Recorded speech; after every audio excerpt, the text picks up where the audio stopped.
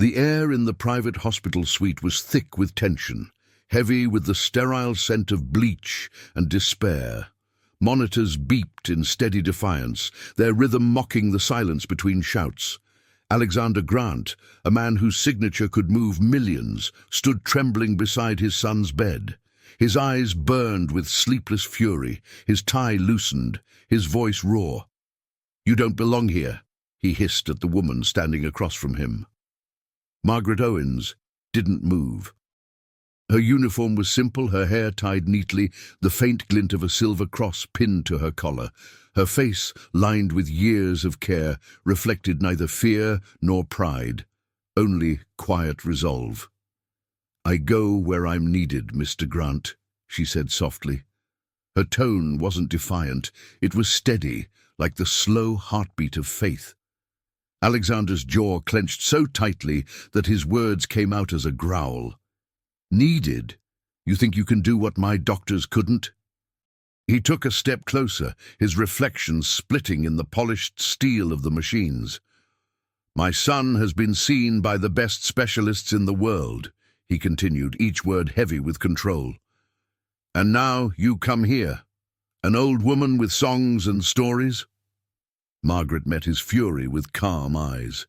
"Not songs," she said. "Hope." The word hung in the air, fragile but unbroken. The monitors kept their rhythm, as if listening. Alexander slammed his palm against the metal railing of the bed. The sound echoed, sharp and final. "I don't pay for hope, Mrs. Owens. I pay for results." His voice cracked at the last word, betraying the fear buried beneath the arrogance. Margaret's eyes drifted toward the small figure on the bed, a boy no older than 12, pale and still, a tangle of tubes and trembling breaths. "Then perhaps," she whispered, "you've been paying for the wrong thing." For a moment, everything stopped. Even the machines seemed to hesitate, their steady rhythm faltering like a skipped heartbeat. Alexander's gaze followed hers, landing on his son's face, so still it looked carved from porcelain. His anger dimmed, replaced by something rawer, older. He turned away, hiding the moisture in his eyes. Margaret adjusted the blanket gently, her movements as careful as prayer. The light above them flickered, warm against the chill of the room. And as that flicker steadied into silence, we pause here. Because stories like this remind us why compassion still matters. If this kind of story touches you, remember to subscribe, leave a like, and share your thoughts in the comments below. Now, let's return to the moment when it all began. 3 days earlier, Margaret Owens sat in a small apartment whose walls carried the soft smell of lavender and thyme. The city outside pulsed with noise, but her world was quiet. She was polishing her old leather bag, the one she had carried. Through decades of night shifts and heartbreak, the phone rang, an unfamiliar voice on the other end, polite but urgent. "We were told you take on difficult cases," the man said. "It's for the Grant family." The name made her pause. Everyone knew Alexander Grant, his empire, his fortune, his loss. "What's wrong with the patient?" she asked. A silence followed. "He's a child," came the reply. "And no one believes he'll make it through the week." Margaret's fingers tightened around the receiver. She looked toward the framed photo of her late husband on the wall. "I'll be there tomorrow morning," she said quietly. The next day, her taxi rolled through the wrought iron gates of the Grant estate. The mansion rose from the mist like a monument to power, cold and precise. Inside, marble floors gleamed beneath her shoes, and servants moved like ghosts, careful not to make a sound. When Alexander finally appeared at the top of the grand staircase, his expression was carved from stone. "They said you were the best," he said, studying her with faint disgust, "but I didn't expect you to look so ordinary." Margaret met his gaze without blinking. "Ordinary is what keeps people alive," she replied. He didn't answer, just turned on his heel and led her down the corridor to the medical wing. Behind the glass doors, she saw the boy for the first time. Machines breathed for him, lights blinked like distant stars, and the air vibrated with quiet dread. She pressed a hand to her chest, her heart aching as if it recognized him. "Oh, my dear child," she whispered. And in that instant, something unseen began to stir, soft as breath, strong as grace, the kind of power that no wealth could command and no science could measure. The next morning, the air around the Grant estate was still and cold, the kind of silence that seemed to swallow even the birds. Margaret stepped out of the guest quarters early, her shoes echoing softly on marble floors, polished to reflection. Servants avoided her eyes, whispering as she passed.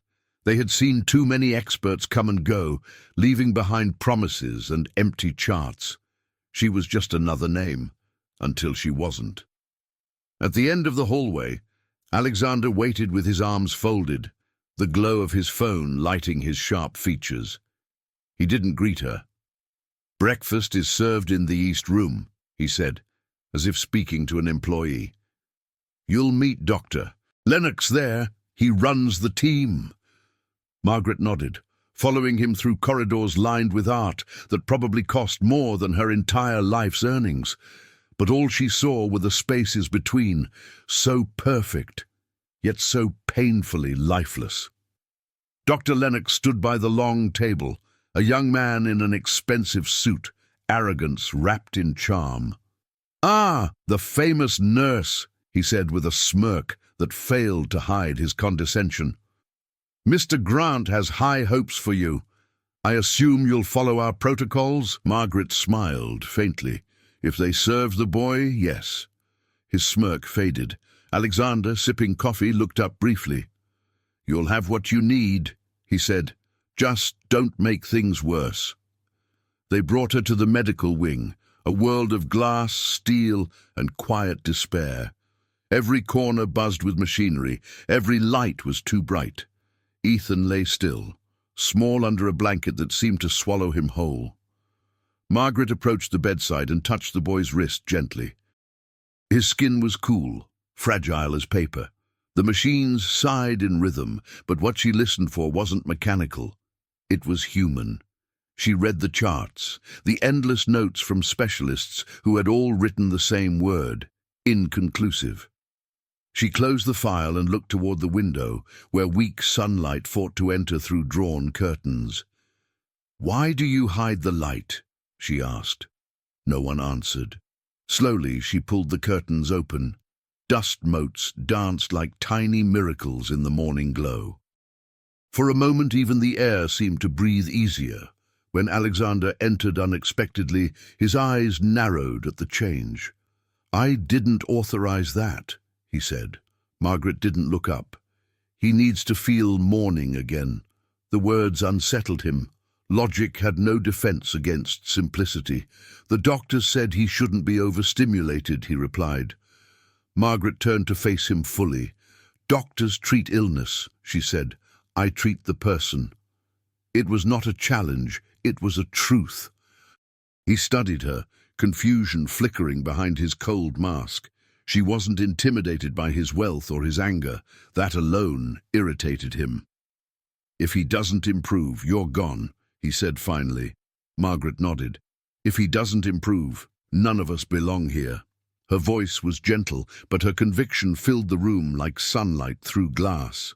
Alexander left without a word, yet something in his step faltered. That evening, Margaret sat by Ethan's bedside, a small lamp casting gold across her hands. She adjusted his blanket, checked his breathing, and then just stayed. The hum of machines softened into a lull, the night quiet and kind.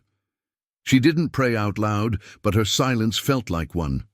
For the first time in days, the boy's lips twitched, as if trying to form a word.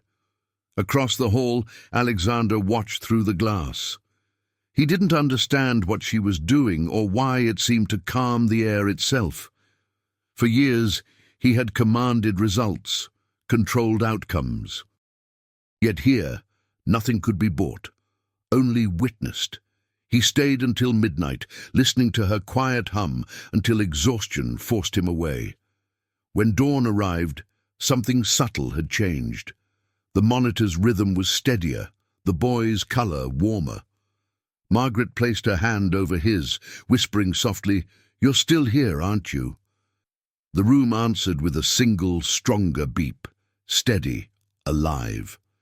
She smiled to herself, unaware that beyond the glass, Alexander Grant had stopped to listen, his world beginning to shift one heartbeat at a time.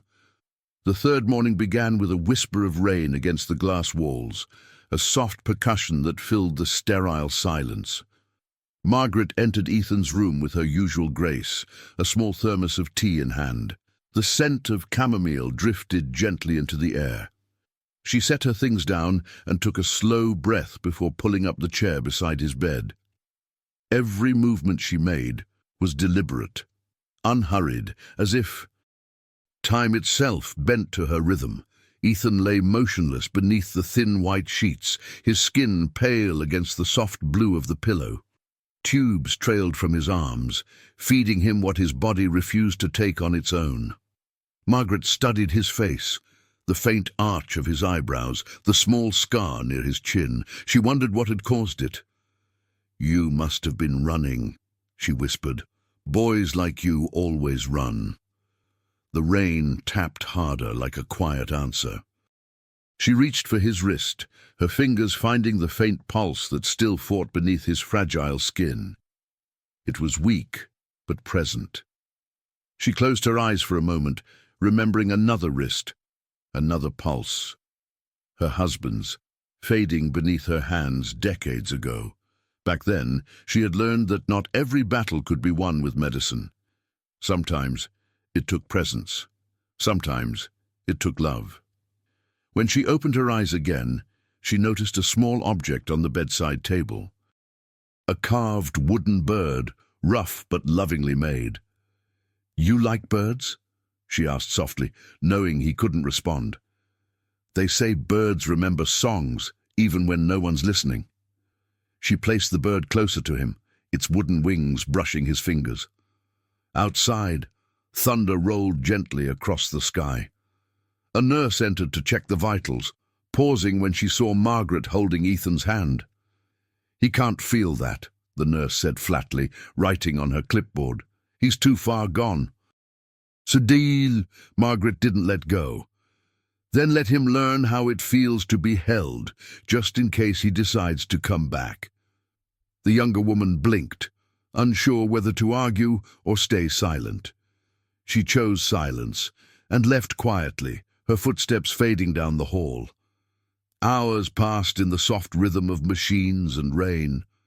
Margaret began to hum. Barely a sound at first, then something fuller, warmer. A melody without words, one she used to sing to the children on her ward years ago.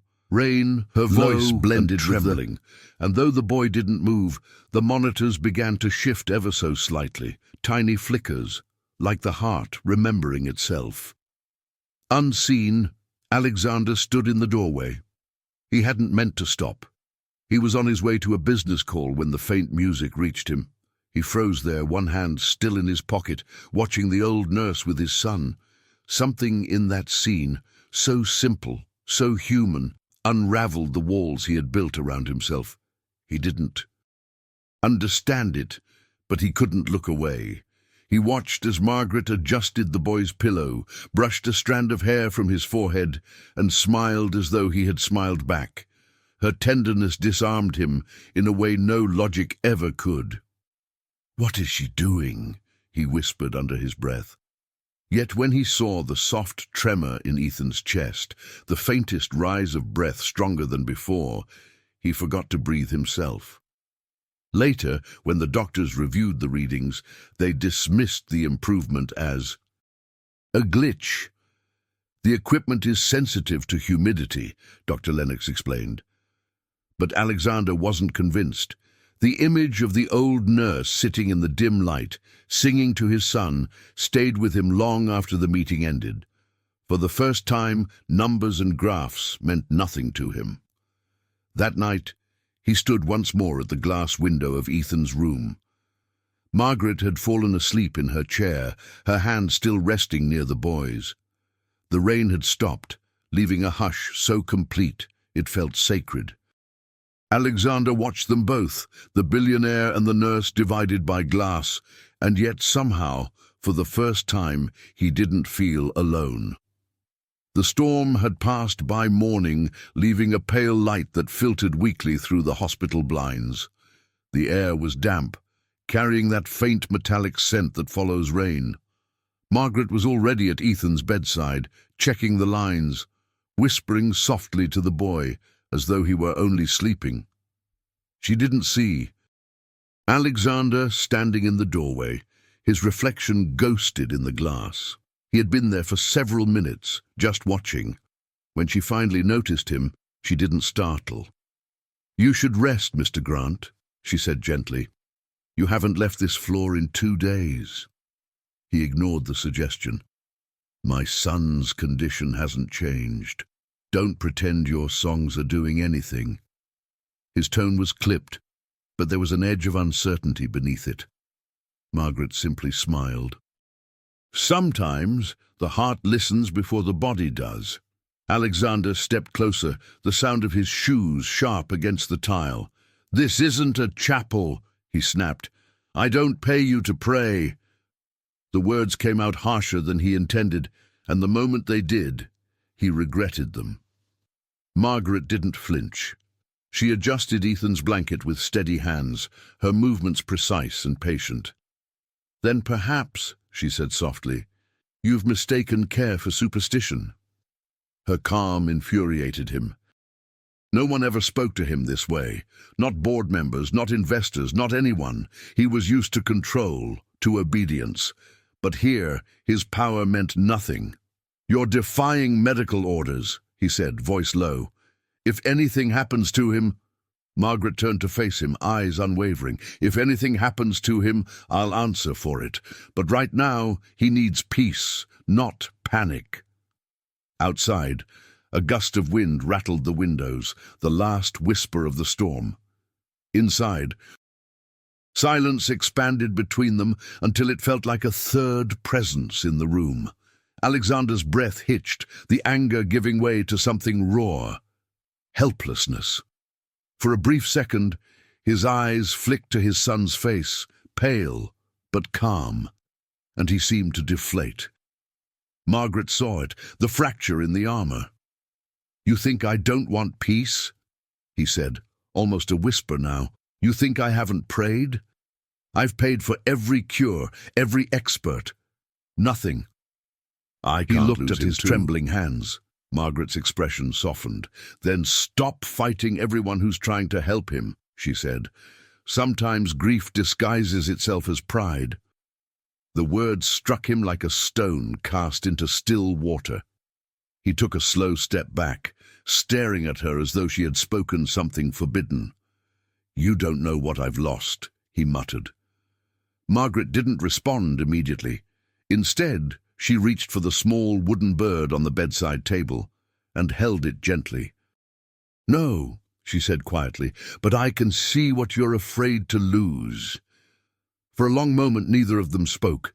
The sound of the monitor filled the space between them like a heartbeat. The tension broke when Dr. Lennox entered, clipboard in hand. "Everything all right here?" he asked, his tone half curious, half condescending. Alexander straightened, slipping his mask back on. "Fine," he said quickly, but Margaret could tell. The mask no longer fit as neatly as before. The doctor reviewed the readings and frowned. Slight improvement. Could be residual response." Margaret didn't argue. She only smiled faintly. When the doctor left, Alexander lingered by the door. He looked back once more at his son, then at the woman who refused to fear him. "You really believe he can hear you?" he asked, his voice quieter now. Margaret nodded. "I believe he never stopped." He said nothing more, only turned and walked away, the echo Footsteps of his fading down the hall. As the door closed, Margaret sank back into her chair, exhaustion tugging at her bones. She reached for Ethan's hand and whispered, "You're not alone, little one." The boy didn't move, but his fingers twitched ever so slightly, enough to make her heart leap. Outside, the morning sun broke through the clouds at last, spilling light across the sterile room like a quiet promise.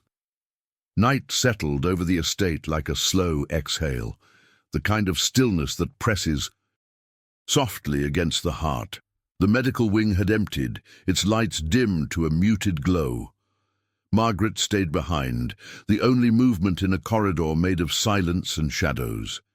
She sat beside Ethan's bed, her hands folded in her lap, listening to the faint pulse of the machines. Every few seconds she whispered his name, not to wake him, but to remind him he wasn't forgotten. The boy's chest rose and fell shallowly beneath the sheets. His skin had regained a hint of warmth, though faint. Margaret brushed a damp curl from his forehead, her touch slow and tender. She began to hum again, the same lullaby from her first night there, low, steady, carrying the weight of memory.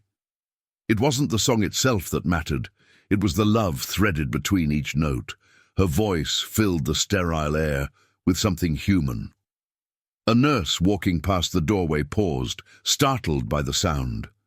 For a moment, she thought the room held two heartbeats, one from the machine, one from somewhere else.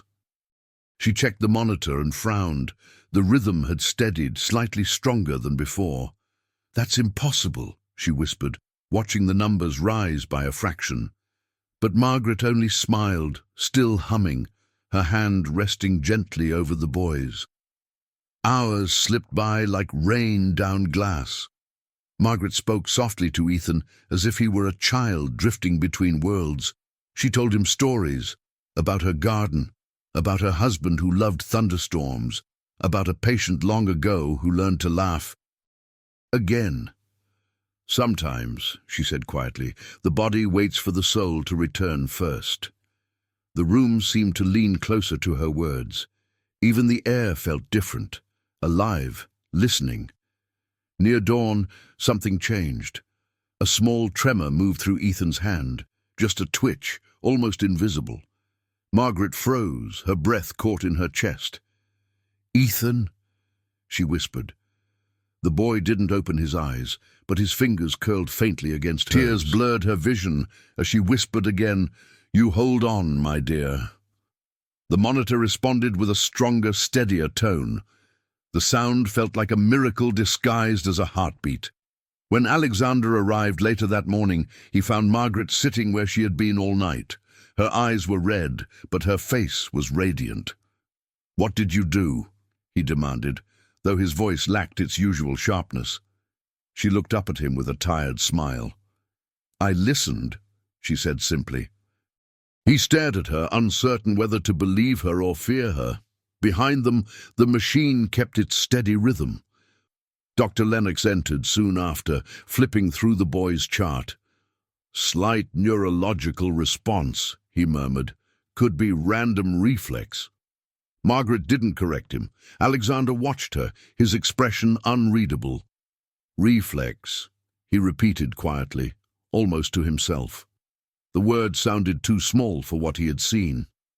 For the first time, logic felt like an insult to hope. Word spread quickly among the staff. By afternoon, whispers moved through the corridors about the old nurse, the song, the change no one could explain. Some called it luck, others called it delusion. Margaret paid no mind. She had long learned that faith rarely announces itself.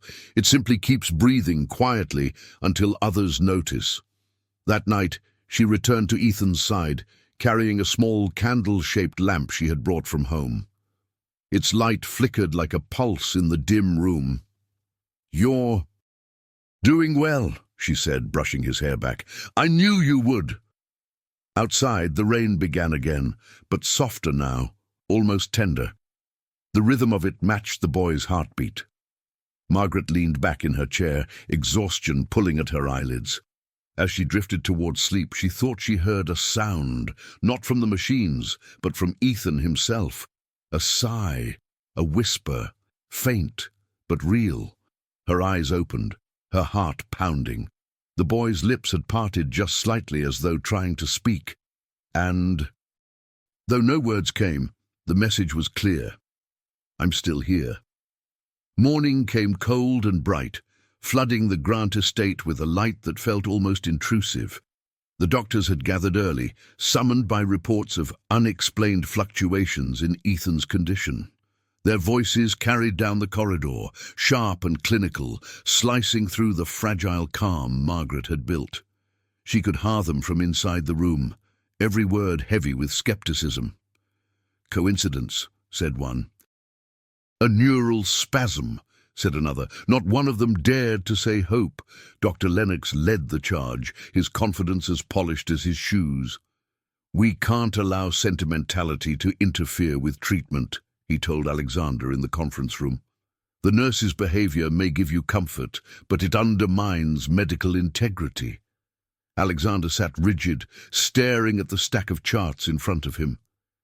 Yet none of your integrity has woken my son, he said quietly. The words silenced the room for a heartbeat. Margaret stayed with Ethan while they debated, her hand resting lightly on his. The machines hummed softly beside them. She didn't pray, not aloud, but her silence carried weight. Through the glass wall, she saw Alexander pacing, his figure framed by sunlight and frustration. When their eyes met for a brief second, she gave him the smallest nod, as if to say, "Let them talk. You've already seen the truth." By afternoon, Dr. Lennox returned to the room, clipboard in hand, irritation cloaked. In courtesy, "Mrs. Owens," he began, "while we appreciate your compassion, we must insist that you adhere strictly to protocol." Margaret didn't look up. "And what does your protocol say about holding a child's hand?" she asked softly. He frowned. "It says nothing of the sort." She smiled faintly. "That's what worries me." Her calm tone only fueled his resentment. "You think you've discovered something we missed?" he snapped. "You're a nurse, not a miracle worker." Margaret adjusted the blanket and met his eyes. "I've never worked a miracle," she said. "I just don't give up when it stops being easy." For a moment he had no answer. He scribbled something on his chart and left, the door closing with a hiss that sounded almost like defeat. Later, Alexander entered, holding a folder of new test results. "They can't explain it," he said. "Every metric shows improvement, but they insist it's coincidence." Margaret didn't seem surprised. When something doesn't fit their expectations, they call it impossible. He studied her face, lined and tired, but luminous in the fading light. "And what do you call it?" She smiled softly. "Listening." He stood in silence, absorbing the simplicity of her reply. For years, Alexander had built his empire on control, on bending the world to his will. But this woman, with her quiet presence and wrinkled hands, was reshaping his understanding of power. "Do you really believe he can come back?" he asked, his voice low. "I believe he's already trying," she answered. That night, the house was restless. The doctors drafted reports to protect their reputations, and whispers filled the halls like wind through cracked glass. Margaret ignored it all. She sat by Ethan's bed, her lamp casting a golden halo over his face. The boy's breathing had grown steadier. Sometimes she caught the faintest twitch at the corner of his lips, an almost smile, or perhaps a dream. Alexander returned long after midnight. He didn't announce himself this time. He just stood at the door, watching as Margaret hummed under her breath, a quiet rhythm that blended with the beeping of the machines. For a long time he listened, long enough to notice that her song and his son's heartbeat moved together, rising and falling in perfect sync. When he finally turned to leave, he caught his own reflection in the glass. A man who once believed money could command miracles, now humbled by one he couldn't buy. Behind him, the nurse kept humming, her voice the only sound strong enough to challenge science itself. Days passed, marked not by hours, but by the rhythm of beeping monitors and whispered prayers. The doctors came and went, but Margaret remained a constant presence, a quiet guardian in white. Alexander noticed her more now, the way she smoothed the blankets, the way she smiled when no one was watching, the faint that filled the sterile air. There was something disarming about her patience, something that unsettled the walls he had built around himself. One morning he entered the room earlier than usual. She was already there, reading aloud from a worn book, with pages yellowed from use. Her voice was soft, a melody without effort. "You read to him?" he asked. Margaret looked up, unbothered by his intrusion. "Yes," she said. "Stories remind the body that the world still exists." He frowned, unsure if he found her faith comforting or absurd. Alexander moved closer, the rustle of his expensive suit sounding loud in the stillness. "Do you really think he hears you?" he asked. Margaret closed the book gently. "Hearing isn't only with the ears," she said. "It's with the heart." Her words lingered in the air, unsettling him. Logic screamed for dismissal, but something quieter within him wanted to believe. He turned away before she could see his hesitation. Later that day, he stood outside the glass wall, watching her work. She adjusted Ethan's tubes, brushed a hand across his hair, then sat quietly, eyes closed. For the first time, Alexander realized how much of healing was unseen. He thought of the countless hospitals he had funded, the technology, the innovation, yet none of it had given his son what this woman did: presence. When evening fell, the estate lights dimmed, leaving only the glow of the machines. Alexander lingered by the door, unable to leave.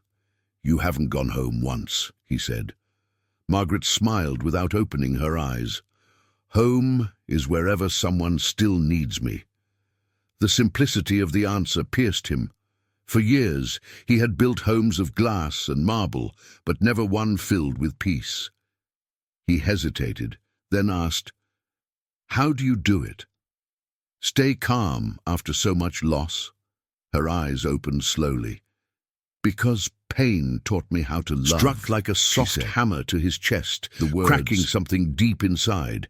He wanted to ask more, to understand, but couldn't find the words. Instead, he nodded and left quietly, his reflection rippling across the glass like a shadow trying to disappear. That night, sleep evaded him. He sat in his office, surrounded by trophies of a life built on power, framed contracts, awards, and photographs of people smiling through formality. None of it comforted him. The image of the nurse's wrinkled hands on his son's pale skin haunted him. He envied her peace, her faith, her certainty in the unseen. For the first time in years, Alexander Grant felt small. At dawn, he returned to the medical wing. Margaret was still awake, her hair slightly undone, fatigue painted across her face. "You should rest," he said softly. She shook her head. "Rest comes later." He looked at her differently now, not as an employee, not even as a nurse, but as something unshakable. "I don't understand you," he admitted. "You're not meant to," she replied. "Just trust what you see." He followed her gaze to Ethan. The boy's breathing was deeper, his color less ghostly. "He looks—" Alexander hesitated. "Better," Margaret finished for him. "Yes, he's trying." Alexander exhaled, a sound half-laugh, half-sob. "I used to think I could fix anything," he said. "But this isn't something I can control." Margaret's hand brushed his arm lightly. "Maybe you're not meant to fix it. Maybe you're meant to feel it." Her touch was brief, but it carried more warmth than anything he had known in years. Alexander stayed there long after she turned away, watching his son breathe, listening to the faint hum of her voice. And for the first time since tragedy entered his life, the sound didn't feel like loss. It felt like the beginning of something healing. The peace that had quietly settled over the Grant estate didn't last long. It broke. The moment a sleek black car stopped at the front gate and a tall woman in dark sunglasses stepped out. Victoria Grant moved like someone who'd never been told no, her perfume announcing her before her words did. When the staff saw her, they scattered like leaves in wind. Alexander's sister had arrived, and storms tended to follow her. She found her brother in the study, standing by the window with tired eyes and a loosened tie. "You look terrible," she said, voice clipped, "and this house smells like antiseptic." He turned, too exhausted to argue. "Ethan's improving," he replied, "because of her." Victoria's brow arched. "The nurse?" Her tone made the word sound like an insult.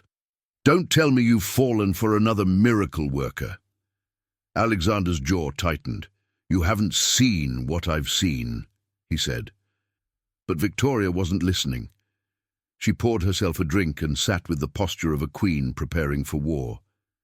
"You're vulnerable, Alex. Grief makes fools of smart men. Much as she's charging you for this emotional theatre." He slammed his hand against the desk, the sound sharp enough to rattle the glass. "That woman saved his life," he snapped. "Show her respect." The argument carried down the corridor, reaching Margaret's ears as she adjusted Ethan's blankets. She didn't need to hear the words, just the tone. She had lived long enough to recognize the sound of disbelief. Victoria entered moments later, her heels clicking like judgment itself. "So," she said coolly, "you're the one everyone's whispering about." Margaret met her gaze calmly. "I suppose I am." Victoria's eyes swept over the room, from the monitors to the small wooden bird beside the bed. "You don't belong here," she said. "My nephew needs doctors, not fairy tales."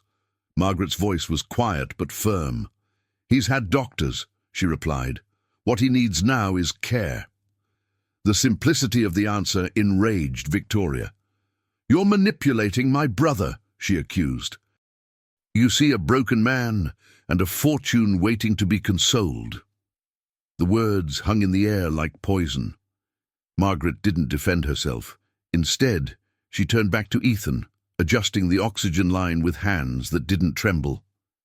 "If believing in kindness is manipulation," she said softly, "then maybe the world needs more of it." But before Victoria could reply, the monitor beside the bed screamed, a sudden shrill alarm that froze them both. Ethan's pulse was spiking violently. "Get out!" Margaret ordered, her voice sharp for the first time. "Now!" Victoria stood frozen, stunned by the sudden authority in that frail body. "You heard me!" Margaret barked. "Go!" Alexander rushed in just as the alarms blared louder. Without hesitation, Margaret silenced the room, her fingers moving fast, her eyes locked on the boy. For a terrifying moment, his heartbeat faltered, hovering at the edge of nothing. Alexander's world collapsed in that second. He grabbed the bed rail, his breath shallow. "Ethan!" he shouted. Margaret didn't answer. She pressed her palm to the boy's chest, whispering something too soft to catch. The room seemed to hold its breath. Then a sound. One steady, defiant beep. The monitor steadied again. Ethan's color returned, faint but certain. Margaret exhaled, her hands trembling as relief flooded her. When the crisis passed, Victoria stood silently in the corner, her bravado gone. She looked at the old nurse, tears on her cheeks, exhaustion in her posture, and saw not a fraud, but someone who had truly cared. Alexander turned to his sister, voice low. "She's the reason he's still breathing," he said. Victoria didn't respond. She only nodded once and quietly left the room. Margaret sank into the chair beside the bed, her shoulders trembling with the weight of it all. Alexander watched her. His anger melted into awe. For the first time, he saw her not as a nurse, not as a miracle, but as something far simpler and far greater. A woman who refused to give up when the world already had. Outside, Rain began again, soft and forgiving, as if the sky itself had decided to weep with her. The morning after Ethan's crisis dawned heavy and grey. The hospital wing, usually calm, buzzed with agitation. Rumours of the incident had reached the medical board, and by noon, a group of administrators in dark suits arrived at the mansion. Their briefcases clicked like verdicts against the marble floor. Margaret watched them pass without a word. She had seen this before, people who believed paperwork could measure the value of care. In the conference room, Alexander sat at the head of the table, his eyes hollow but fierce. Dr. Lennox spoke first, his voice dripping with professionalism. "Mr. Grant, your nurse's unauthorized interference nearly caused a fatal arrhythmia. She is endangering your son." The board members nodded in grim agreement. "We strongly recommend her immediate removal." Alexander's jaw tightened. "And yet my son is still alive," he said quietly. Margaret stood outside the glass wall, her reflection merging with theirs, old, calm, uninvited. She didn't listen to their words. She could already feel their decision forming. People like them didn't understand the silence between heartbeats, the language of presence. She looked down the hall toward Ethan's room, where the faint sound of his breathing steadied her.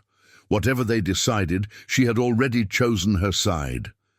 Inside, the meeting turned into a storm. "You're compromising medical protocol," Dr. Lennox argued. "Do you really want the death of your son's nurse on your conscience?" Alexander rose slowly from his chair. "Do you want his death on yours?" The room fell silent. He placed both hands on the table, the weight of exhaustion in every gesture.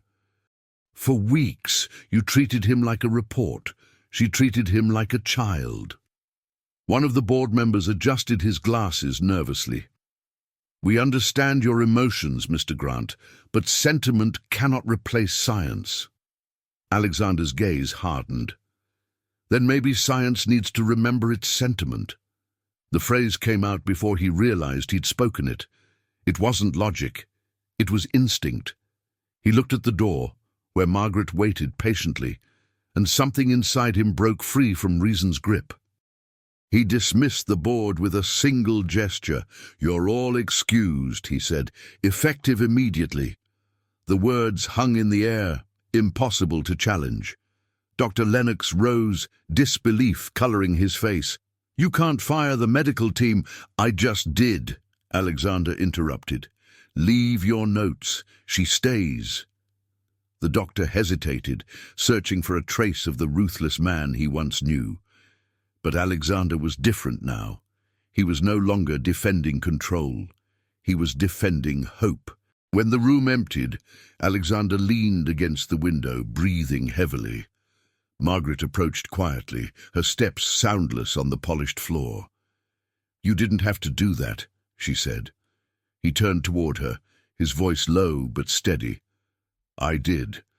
They were treating a condition. You're treating my son."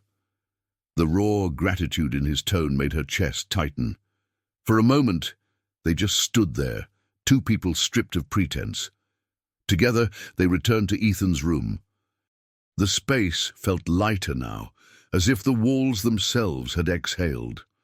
Margaret resumed her place by the boy's side, humming softly. Alexander sat in the corner, watching her, humbled. Outside, the sun began to pierce through the clouds, a thin beam of light falling directly onto Ethan's small hand. It was faint, but real. Hours passed. The mansion was quieter than it had been in weeks. Margaret worked in silence, cleaning the boy's face with a damp cloth, speaking to him as if he were awake. Alexander finally broke the stillness. "Do you ever wonder why you keep doing this?" he asked. Margaret smiled faintly. "Because one life saved is worth all the times I failed." Her voice was almost a whisper. "And because I still believe in the ones everyone else forgets." When she looked back at him, his expression was no longer cold or calculating. It was open, almost reverent. He didn't answer her. Instead, he took the chair beside her and placed his hand over his son's. The three of them sat in quiet communion, the billionaire, the nurse, and the child who refused to die. Outside, the last of the clouds gave way to light, spilling warmth into the room like a blessing unspoken. Morning crept into the room slowly, like a shy visitor unsure if it was welcome. The curtains were half open, letting in a sliver of gold that danced across the floor. Margaret was still in her chair, half asleep, her hand resting lightly on Ethan's. Alexander stood by the window, staring at the first sunlight he had noticed in weeks. For the first time, the air didn't feel heavy. It felt expectant, as if the house itself was waiting to breathe again. Ethan's monitor hummed softly beside them, its rhythm calm and steady. Margaret stirred, blinking the sleep from her eyes. She leaned forward to check his pulse, her practiced fingers resting over the small wrist. Then she froze. The faintest tremor passed through his hand, so subtle she wondered if she had imagined it. She looked closer. No, it was real. His fingers were moving. Her heart pounded as she whispered, "Ethan." Alexander turned immediately, his eyes wide. He came closer, breath held, afraid that sound alone might break the fragile moment. "Did he?" Margaret nodded, tears already forming. "He moved," she breathed. "He's coming back." The boy's chest rose deeper, fuller. The machines, as if in agreement, began to hum in smoother rhythm. Alexander reached out, his hand hovering over his son's arm but not quite touching. "Ethan," he whispered, voice trembling. "It's your father." The words cracked something deep within him. He hadn't said them aloud in months, too afraid to feel their truth. Margaret glanced up, her face glowing with quiet awe. "Keep talking," she urged softly. "He's listening." And then, slowly, painfully, Ethan's eyelids fluttered. For an instant, only the whites showed, then the faintest shimmer of blue appeared beneath the lashes. Margaret's breath caught. Alexander fell to his knees beside the bed, gripping the rail with both hands. "Come on, my boy," he whispered. "You can do it." The room seemed to shrink around them, time bending to that one fragile heartbeat of hope. The boy's eyes opened, weak, unfocused, but unmistakably alive. He blinked once, twice, then turned his gaze toward the sound of his father's voice. A faint smile ghosted across his lips. Alexander made a sound that was neither laugh nor cry, something raw, torn from the core of a man who had forgotten how to feel. Margaret covered her mouth, her own tears spilling freely. Sunlight filled the room completely now, bathing the walls in gold. It touched Ethan's face, warming the pallor from his skin. Margaret leaned close and whispered, "Welcome back, sweetheart." The boy's lips moved slightly, the sound almost lost in the hum of the machines. "Mom?" he murmured. Alexander's breath broke again, this time with gratitude. "She's watching," Margaret said softly, "and she's proud of you." Outside, a nurse caught sight of the monitors and gasped. Within minutes, the hallway erupted in whispers and hurried footsteps. Doctors rushed in, astonished by what they saw. "Neurological activity restored," one muttered. "It's impossible," said another. Margaret didn't move. She stayed by the boy's side, holding his hand with quiet strength. "Not impossible," she said, "just human." Alexander looked at her then, not as an employer, not even as a savior, but as something far greater. "You did this," he whispered. She shook her head. "No," she replied. "He did. I just reminded him how." He nodded slowly, overwhelmed, his pride melting into something purer. He sank into the chair beside the bed, still holding his son's hand, unable to let go.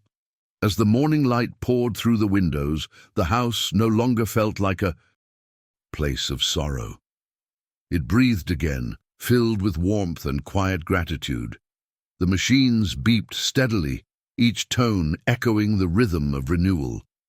And in the midst of it all, Alexander lifted his eyes toward the woman who had changed everything and whispered, voice trembling, "Thank you for believing when I couldn't." News travels fastest when it carries disbelief. Within 24 hours, the story of Ethan Grant's recovery had leaked from the hospital staff to the press.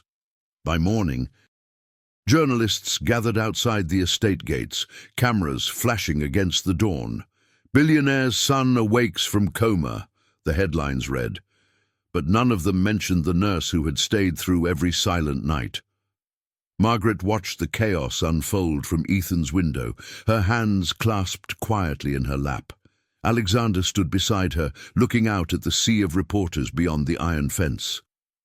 "They're calling it a miracle," he said. His tone was flat, unreadable. "They want me to give a statement." Margaret didn't turn away from the boy. "Then tell them the truth." He hesitated. The truth, he realized, was harder to explain than any lie. "They'll never believe it," he murmured. "They don't have to," she replied. "You do."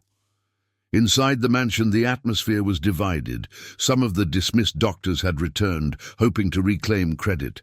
Others whispered that it was spontaneous recovery, pure coincidence. Victoria moved through the hall like a shadow, watching her brother closely. "Be careful," she warned. "The world loves miracles until they can't explain them." Alexander didn't answer. He had already begun to feel the pull between faith and reputation. That afternoon, he faced a row of microphones in front of his home. Cameras clicked like gunfire as reporters shouted questions. "Mr. Grant, how did this happen? What treatment was used? Which hospital led the procedure?" Alexander opened his mouth, then stopped. The flash of lights blurred into white noise. He thought of Margaret's wrinkled hands, the lullabies, the warmth. Finally, he said only, "My son survived because someone remembered he was more than a patient." The room fell silent for a heartbeat, then erupted with questions. "Are you saying it was divine intervention?" one reporter called. "Do you credit the nurse?" Alexander met the chaos with a calmness that startled even him. "I credit love," he said quietly. "And those who never stop believing, even when science gives up." It wasn't the answer the world expected, but it was the only one that felt true. Back inside, Margaret sat with Ethan while he slept peacefully, a faint smile still on his lips. She had heard his father's words from the television in the corner. A single tear traced down her cheek, not of pride, but of relief. She knew how rare honesty was in powerful men. When Alexander entered the room, she didn't look up. "You said what needed to be said," she murmured. He smiled faintly. "For once, I said what I meant." But the miracle had consequences. That night, Alexander's phone filled with messages from investors demanding explanations. Some threatened to withdraw their support, others accused him of promoting superstition. He sat in silence as the calls poured in, his empire trembling under the weight of his conscience. Margaret found him later, alone in his office, staring at the city lights beyond the glass. "You did the right thing," she said. He nodded, though his eyes betrayed exhaustion. "I built everything on proof," he whispered. "And now they want proof of something I can't explain." Margaret placed a hand on his shoulder. "Maybe that's the point," she said. "Not everything true can be measured." Her words were soft, but they carried the strength of certainty. Alexander exhaled, his defenses cracking further. "You sound like my mother," he said with a faint smile. "She must have been wise," Margaret replied. Days passed and the noise outside began to fade. The press lost interest, moving on to fresher headlines. Inside the mansion, quiet returned. Ethan's strength grew daily. He could now whisper short sentences and smile without pain. Margaret's heart lifted each time his laughter echoed softly through the hallways. The miracle had become ordinary, and in that ordinariness lay its deepest beauty. But even peace carried its shadow. Margaret began to pack her small suitcase one evening after her shift. Alexander found her in the doorway, folding her uniform neatly. "You're leaving?" he asked. She nodded gently. "My work here is done," she said.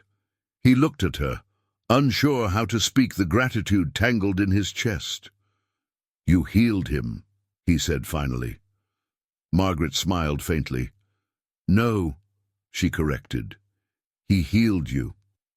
The house was silent when Alexander woke. Faint hum from the medical wing, no footsteps in the hall, no soft voice greeting the morning. The air felt heavier, emptier, as if something vital had slipped away during the night.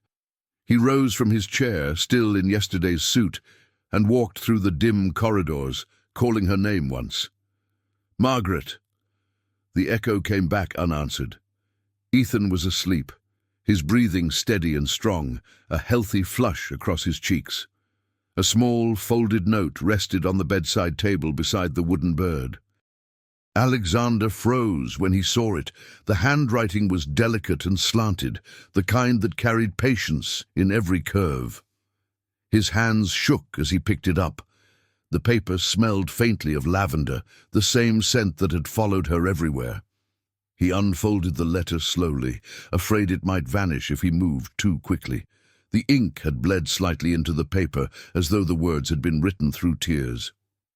"Mr. Grant," it began, "thank you for allowing me to care for your son. He reminded me that miracles don't come from medicine alone. They come from love, from listening, and from faith in the small things." Alexander swallowed hard, the words blurring before his eyes. "I've stayed long enough to see him safe," the letter continued. "It's time for me to go where I'm needed next. You have everything you need now: patience, humility, and the will to love without fear. Don't lose them again." At the bottom, she had signed simply, "With gratitude, Margaret Owens." No goodbye, no forwarding address, only grace. Alexander sat down heavily on the edge of the bed, the paper trembling between his fingers. "She's gone," he whispered. Ethan stirred, his eyes fluttering open. "Gone," the boy murmured sleepily. Alexander nodded, forcing a small smile. "She had to help someone else, I think." Ethan's gaze drifted to the empty chair beside the bed. "Will she come back?" Alexander hesitated. "Maybe not here. But she doesn't Later really that leave, morning, does she?" Alexander searched every corner of the estate, the guest room, the garden, even the chapel. All that remained of her was the lingering scent of tea and the faint warmth she'd left behind. Outside, snow had begun to fall, blanketing the world in quiet white. He stepped into the cold air, the letter still clutched in his hand, and looked toward the road. It was empty, just as it should be. He returned to the house and found Ethan awake, holding the wooden bird in his small hand. "She told me this would help me fly again," the boy said softly. Alexander smiled through tears.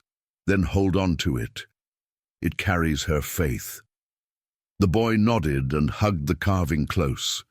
The snow outside thickened, muffling every sound until even time seemed to stand still.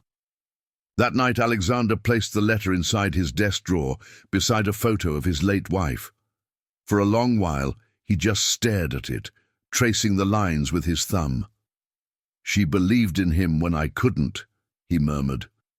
"And she believed in me when I didn't deserve it." The words filled the empty room like a quiet confession. He closed the drawer gently, as if sealing a promise. From that day on, he began changing the house, removing the sterile white from the halls, opening the curtains to let in light. He spoke to Ethan more, listened more, even laughed sometimes. The transformation was slow, almost imperceptible but real. Where grief had once lived, warmth returned. Every small, Act of kindness felt like her hand guiding his, and sometimes, in the early hours before dawn, when the world was still asleep, Alexander swore he could hear it, the faint hum of a lullaby drifting through the hallways. He never knew if it was memory or miracle. But he never tried to prove the difference. He only closed his eyes and whispered, "Thank you, Margaret." Winter melted into spring, but Margaret Owens never returned. The world outside. The Grant estate had moved on, chasing fresher stories, fresher miracles. Inside, however, her absence was a living thing, felt in every quiet hallway, every empty chair. Alexander found himself looking for her in small places, the hospital garden, the old wing she used to walk through at dawn, even the cafeteria where her laughter once lingered faintly in the air. But she was nowhere. He began his search quietly at first, under the guise of philanthropy. Donations to small clinics, calls to rural hospitals, anonymous gifts to hospice programs across the country. He told himself it was business, corporate charity. But each new letter he wrote carried the same hidden question. "Have you seen her?" The replies were polite, grateful, and always the same. No one knew a nurse named Margaret Owens. Weeks turned into months. Alexander's world, once ruled by appointments and profits, became a map of towns he'd never cared to know. He traded limousines for rented cars, marble offices for dusty roads. In each place, he spoke with doctors, caretakers, and weary nurses who looked too much like her, calm, kind, quietly indestructible. None of them were Margaret, but all of them reminded him why she mattered. In a small town in Vermont, he visited a community hospice built from an old farmhouse. Children played outside, their laughter mixing with the sound of wind chimes. He spoke with a young volunteer who offered him tea. When he asked if she knew Margaret Owens, the girl smiled sadly. "Everyone here's heard of her," she said, "but she comes and goes. Never stays long enough for thanks." The girl handed him a small handmade card left behind by a patient. It was painted in uneven strokes of blue and gold. On it, in a child's careful handwriting, were the words, "Love is the best medicine." Alexander stared at it for a long time, his throat tightening. He slipped the card into his coat pocket, feeling its fragile weight like a heartbeat. For the first time, he realized his search was no longer about finding her, but understanding her. Every place he visited seemed touched by her spirit. A doctor who now took extra time to listen. A family who'd reopened their doors to an estranged son. A nurse who hummed lullabies at the end of her shift. Margaret had passed through quietly, leaving traces of grace behind her like footprints in wet earth. Alexander began collecting those traces, one by one, as if piecing together a map of mercy. Ethan traveled with him sometimes when health allowed. The boy, now walking again, carried the wooden bird everywhere. "Do you think she knows we're looking for her?" he asked once from the back seat. Alexander smiled faintly. "If she's who I think she is, she already knows." The child nodded thoughtfully, gazing out at the passing fields. "Then maybe she's looking for us too." In the evenings, Alexander wrote in a small leather journal Margaret had once used for notes. He filled it with lessons he'd never learned in boardrooms: patience, kindness, humility. "You taught me to see," he wrote in one entry, "not the world as it is, but as it could be." The words weren't meant to reach her, they were meant to keep her alive in memory. By autumn his search had slowed but never stopped. He had learned to listen. Differently now, to the pauses in conversations, to the silences between words. Every kind gesture he witnessed, every gentle act, reminded him of her presence. Margaret Owens had become something more than a person. She was a quiet movement in the world, one that could not be lost because it had already been found in others. One crisp evening, As he stood outside a small clinic bathed in golden light, Alexander looked toward the horizon. Somewhere out there, he imagined, she was holding another hand, whispering another lullaby, saving another life that the world had already given up on. He smiled, the wind brushing against his face like a blessing. "You were right," he murmured. "Love really is the best medicine." It was late winter when Alexander finally found her. A letter from a small hospice in Maine had arrived by accident, misdelivered to one of his foundations. The note inside thanked a Mrs. Owens for arranging supplies for their patients. No address, just a name and a postmark. His heart raced as he traced the faint ink, recognizing her steady handwriting in the margin.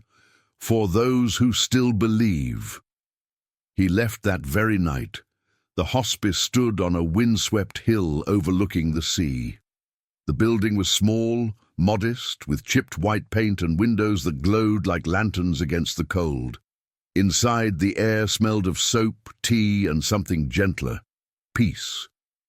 Volunteers moved quietly, their voices low. When Alexander asked for Margaret Owens, a nurse smiled and pointed down a hallway. "Room 6, she whispered. "She's been expecting someone." He paused outside the door, his breath trembling. After all these months, years almost, he didn't know what he would say. He knocked once, softly. From inside, a voice answered, faint but familiar. "It's open." He pushed the door and stepped into the room, where time seemed to slow. Margaret sat near the window, wrapped in a wool blanket, her hair now fully silver. Sunlight pooled around her like grace itself. For a long moment, he couldn't speak. "You found me," she said, smiling, her voice thin but steady. "I wasn't hiding." He laughed softly through the ache in his throat. "You disappeared without saying goodbye." She looked out at the horizon, where gulls danced above the grey water. "Goodbyes are only for those who don't plan to meet again," she said. "And you, Mr. Grant, you were never done learning." He moved closer, kneeling beside her chair. "I should have said thank you sooner," he murmured, "for Ethan, for everything." She reached out, her hand trembling as it touched his cheek.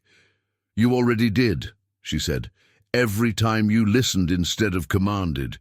Every time you cared, without expecting something in return." Her eyes softened. "You don't owe me gratitude. Just keep what you found." The door opened quietly, and Ethan entered, taller now, his face bright with youth and awe. He stopped when he saw her, tears springing to his eyes. "Grandma Margaret," he whispered. The name had come naturally to him long ago. She loved, a soft, warm sound. "My goodness, you've grown," she said. "Come here, my boy." He rushed into her arms, and for a moment, time folded into stillness. They spent the afternoon together, sharing tea and stories. Margaret spoke of the patients she still tended, the children who drew pictures for her, the nights she stayed awake listening to the sea. "The work never ends," she said, smiling, "but neither does love."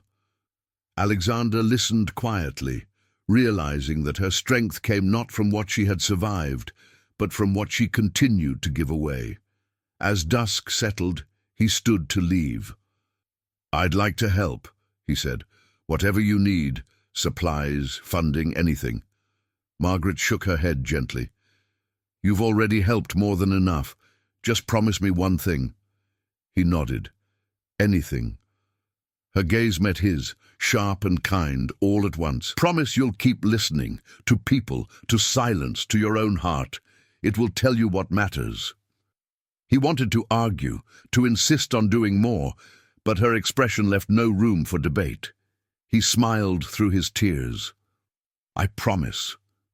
She squeezed his hand once, her grip surprisingly strong. "Good," she said softly. "Then my work here is done." He turned to leave, but paused in the doorway, taking one last look at her framed by fading light. She waved, and he could have sworn she was glowing. Outside, the sea wind carried the faint sound of gulls and waves breaking against the rocks. Alexander stood there, his heart full and heavy all at once. Ethan slipped his small hand into his father's. "She's happy," the boy said quietly. Alexander nodded, eyes glistening. "She always was," he whispered. "She just taught us how to see it." Together they walked back toward the car as the first stars appeared over the darkening water.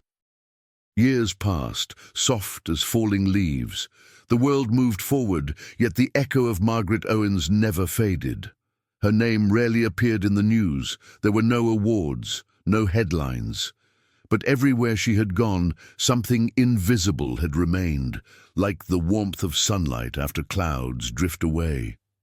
People she had touched carried her lessons into every corner of their lives, and her kindness grew roots in silence. The Grant Foundation changed forever. What had once been an empire of numbers became a sanctuary of compassion. Alexander renamed one of the hospitals the Owens Center for Compassionate Care. Its halls were painted in soft colors, its rooms filled with laughter and light instead of fear. Doctors were trained not only in medicine, but in presence, how to listen, how to see. It was Margaret's philosophy, finally given form. Ethan grew tall and bright, with eyes that mirrored both his mother's gentleness and his father's determination. When he turned 18, he announced that he would study medicine. "Not just science," he said to Alexander, "but the kind she practiced." His father smiled, pride shimmering behind his eyes. "Then she'd be proud," he said, "because that's the medicine the world forgets it needs."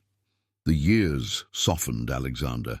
His hair silvered, his voice slowed, but his heart stayed wide open. He visited the Owens Center often, sometimes just to sit in the a garden and listen to the wind moving through the trees. There, surrounded by the laughter of patients and nurses, he often felt her presence, the calm certainty that compassion was stronger than wealth, stronger than loss. One autumn afternoon he returned to Maine with Ethan. The hospice still stood on its hill above the sea, though time had weathered its walls. A new nurse greeted them at the door, smiling when she saw their names. "You must be the Grants," she said. "We've kept her room just the way she left it." They followed her down the familiar hallway, where the light spilled across the floor like gold. Margaret's room was simple and quiet, the window open to the sound of distant waves. On the small wooden table sat the same cross she'd once worn, and beside it a single photograph, Margaret with Ethan as a boy, both smiling. Alexander's throat tightened. He placed a white rose beside the frame, the petals trembling in the sea breeze. "She changed everything," he murmured, "even when we didn't deserve it." Ethan knelt beside the bed, tracing the worn wood with his fingers. "I still hear her sometimes," he said softly, "when I'm afraid, or when I help someone. It's like she's there." Alexander smiled. "She is. She's in everyone who remembers what kindness feels like." The boy nodded, his eyes shining. "Then she's not gone at all." Outside, the waves seemed to agree, crashing softly against the rocks below. They stayed until dusk. As they prepared to leave, Alexander turned one last time toward the window. The horizon burned orange and gold, the sea endless and calm. For a moment, he imagined her there, standing in the light, smiling that same patient smile. He closed his eyes, whispering into the wind, "You did what no doctor could." The breeze lifted gently, carrying his words out to sea. Back at the car, Ethan looked up at the sky, the first stars beginning to appear. "Do you think she knows we're still talking about her?" he asked. Alexander chuckled softly. "Oh, she knows. She's probably scolding us for making too much fuss." They both laughed, the sound carried away by the wind. For the first time in years, Alexander felt utterly at peace. And as they drove down the winding road, the hospice fading in the rearview mirror, the sky filled with twilight blue. Somewhere beyond that light, a nurse who once healed with nothing but patience and love had left the world better than she found it. Her story had ended long ago, but her lesson never would, that the truest medicine begins in the heart. Sometimes the people the world overlooks are the ones holding it together. Margaret Owens didn't have titles, fortune, or recognition. What she had was time, and the courage to give it. She healed not through medicine alone, but through presence, patience, and love, reminding us that care is not a science of the body, but a language of the soul. Alexander Grant learned too late that compassion can't be bought, but he learned in time to share it. His empire changed because he changed, and that's the quiet miracle Margaret left behind, a legacy not written in stone or signed on paper, but living in every heart that chooses empathy over ego, listening over judgment, and kindness over pride. If this story touched you, take a moment. Breathe. Think of the people who once believed in you when no one else did. Maybe it was a teacher, a parent, a nurse, maybe someone like Margaret. Tell me in the comments who that person was and how they changed your life. And if you believe the world needs more stories like this one, subscribe, leave a like, and share this video with someone who might need a reminder that healing doesn't always come from medicine. Sometimes it comes from love.